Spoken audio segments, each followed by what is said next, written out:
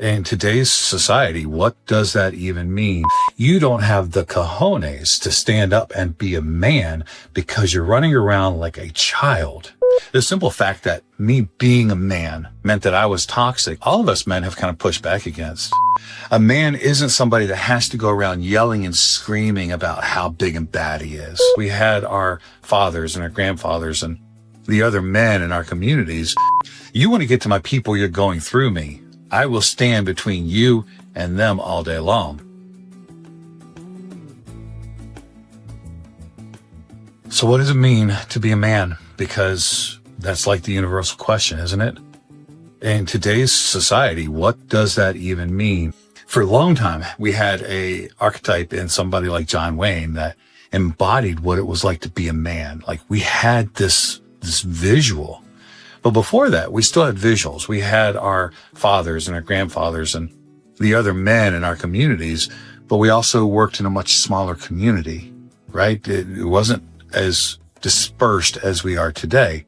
Why do we have this loss of understanding of what it means to be a man in 2025 and beyond?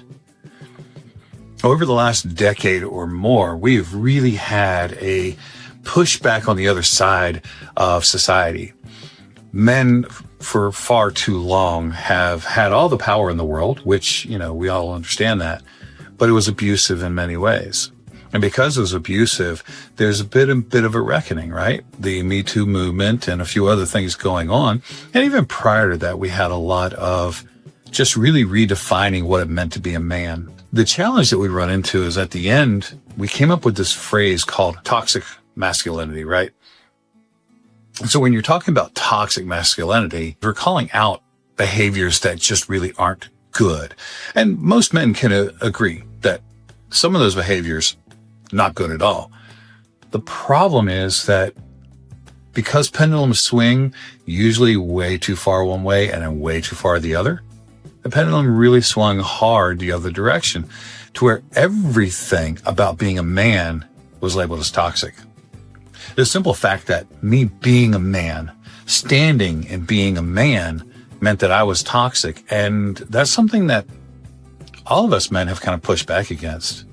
We don't want to be considered toxic simply for existing. That's not cool. But what does it mean to be a man? There's been this vacuum in that definition. The archetype of John Wayne no longer exists in our society today. That behavior, those mannerisms may still exist to some degree, but the story around John Wayne has been lost in many ways. We live in a much more hyper modern, moving intellectual society, and masculinity has become overly intellectualized. And the problem with that is, as men, there's still testosterone that flows through our veins. And that testosterone, it's a very guttural, very tribal feel to it, right? A very animalistic feel. And I know that for some people, that's going to make them very uneasy. Even the idea, the concept that there is an animalistic essence to what testosterone is. But that physical presence of testosterone within our bodies, we want to be strong. We want to be able to raise our shoulders up and pull them back, right? Put our chest out. We want to project strength. But when there's been an absence of what it means to be a man, what's happened is we have this wave of people filling that void that talk in this really toxic masculinity, this alpha male, this big and bad, we'll kick your ass. Very aggressive behavior. And I don't think that's really cool. Honestly, I think that is kind of sad in many ways. I think it masks a lot of insecurities because it's a lot of projection. You're not standing in your manhood. You're trying to push it forward. That's not being a man. As a matter of fact, let me tell you a story. The other night, I was having trouble sleeping. It was close to midnight, and I'd gone to bed, just insomnia hit. So I got up, went outside, and just kind of chilled for a little bit. I was going to watch a video and just kind of see if I can get my brain to chill. And all of a sudden, out of nowhere, I hear this guy. And this guy is walking down the street and he's yelling up, come on, baby. Like, he's yelling this out at midnight. Now, this is a Sunday night. It's the night before school starts the next day. Next door, we have a neighbor who just had a child. It's an infant child sleeping. Other people are ready to go to work the next day. And this guy and his big macho madness is walking out there and he's yelling and screaming for the guy who apparently at some point had said something to offend him earlier in the day. So he's walking down the street and he's yelling out, come on out, come face me. Oh, let's not forget something very important. He's also got a big black dog on a leash right there with him. So, this whole macho thing, when you have a dog ready to attack. Ah, man, he looked too small. Now, I didn't get in his way because he had a point to prove, and I wasn't going to sit there and be the brunt of his childish behavior. But he was acting like a child. He wasn't being a man. A man isn't somebody that has to go around yelling and screaming about how big and bad he is. A man isn't somebody that gets so overly worried about their ego. If your ego is so fragile that at close to midnight, you have to walk around a neighborhood yelling for somebody to come out of their house to fight you, that's not being a man. That's being a child. You see, a child, when they don't get what they want, they throw things in the sandbox. They yell and scream because they get what they wanted. They call each other names because the feelings are hurt. It's not being a man. That's being a child. Being a man is, you said what? Okay, you bear no significance in my life, so I'm not really worried about you. There's a self-confidence in that, right? There is this power in not letting some idiot get under your skin. Somebody wants to say something about me. Say it. What? Why do I care? My ego is not so fragile that your words are going to suddenly throw me off my game. That's being a man, not a child. There's a certain level of maturity that you have to reach to not let that shit get under your skin. If you want to be a man, you have to be able to stand in your strength, right? So when I think of being a man, what I see is somebody that stands solid, firm. You want to get to my people, you're going through me. I will stand between you and them all day long. But I don't have to leave my people to come attack you. That's not being a man. That's being egotistical, fragile, hurt feelings, whatever you might want to call it. That's childlike behavior. Because what had happened that evening, if the guy had come out, right? He unleashed the dogs, they went, and they got into a big fight. Next thing you know, this idiot's going to jail.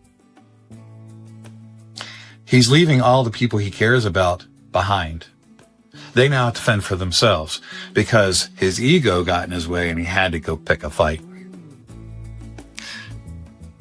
This culture that's out there right now that is talking about all this bravado and running your mouth and yelling and screaming to prove your point and to put other people down that don't believe and agree with how you think. I'm sorry, that's childish. You and I don't have to see eye to eye. You might think something totally different than I do. You know what? I can respect that. As a man, your thoughts, your opinions, your beliefs do not threaten mine. My thoughts and my beliefs are not so fragile that they will possibly fold under the introduction of a different thought or idea.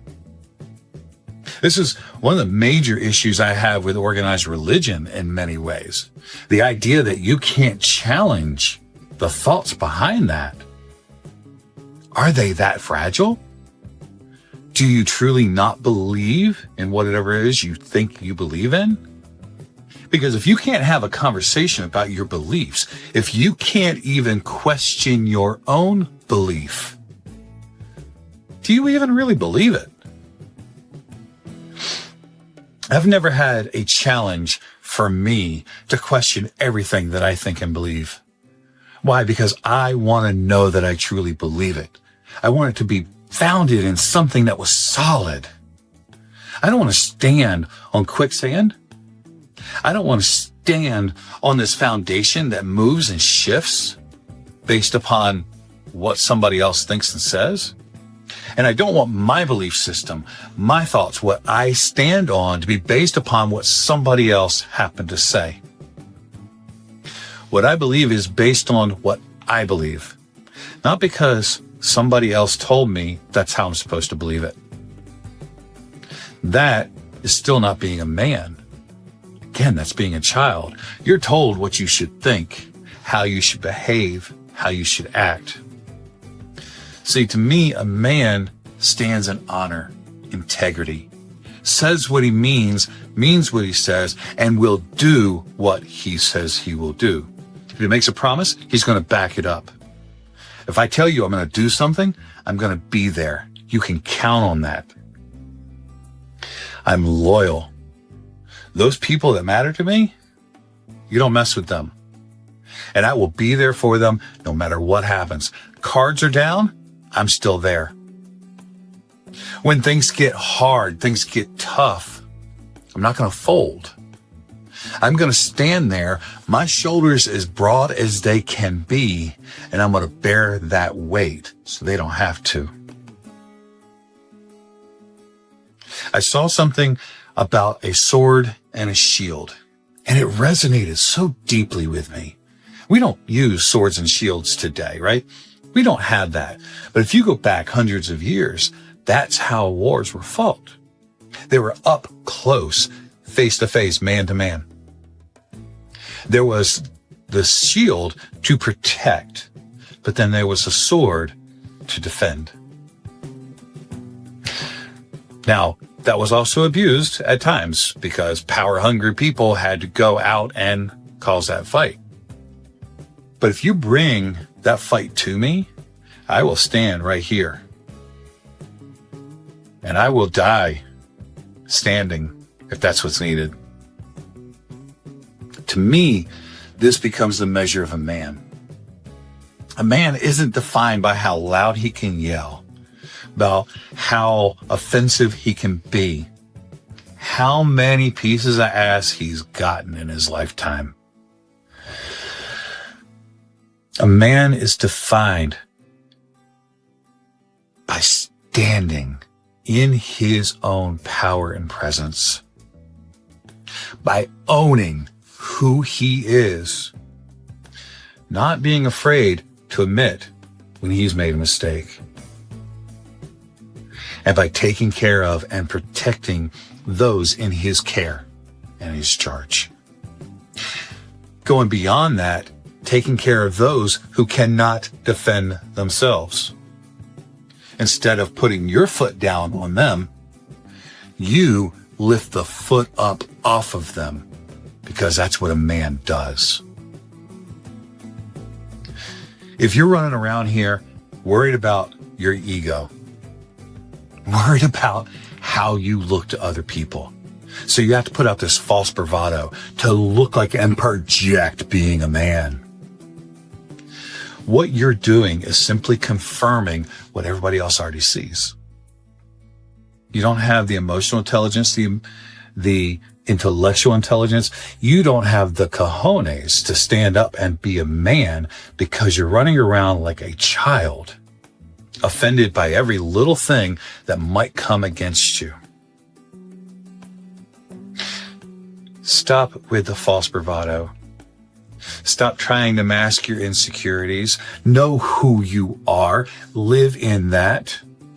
And if you see things you don't like about yourself, change them.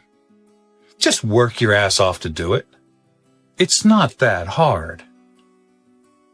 Or go back to get behind your keyboard and yell and scream at everybody that doesn't look and feel like you and doesn't think like you. Puff your chest out because that makes you feel like you're something. And sit alone by yourself. Because most people don't want to be around that person. Most people don't. As a matter of fact, the people who tend to be around this alpha male are other alpha males. Because you know in here that you are not the man you're trying to project yourself to be. So you have to surround yourself with other alpha men who you believe are the men they're projecting themselves to be that they're not. Just so you know. Over time, you end up with more people just like that acting out these roles, more fights, more arguments, more trying to prove who is the top dog. Who are you trying to prove it to? Yourself? Strangers? People in your world that don't matter? You want to prove something, prove it to yourself. Stand in who you are. Own who that is. Know who that is. You want to be a man? Stand up straight. Grow a backbone. Believe something in here, not just out here, and you live in it. When you make a mistake, you own it. You need help, you have the balls to ask for that help. Don't adopt the fragile, toxic male alpha syndrome that's going on out there. It's a fantasy. It's a farce. It's a mask to cover up what we're missing inside. I will admit, this world has lost its definition of what it means to be a man. But you don't have to clamor for what might look like it.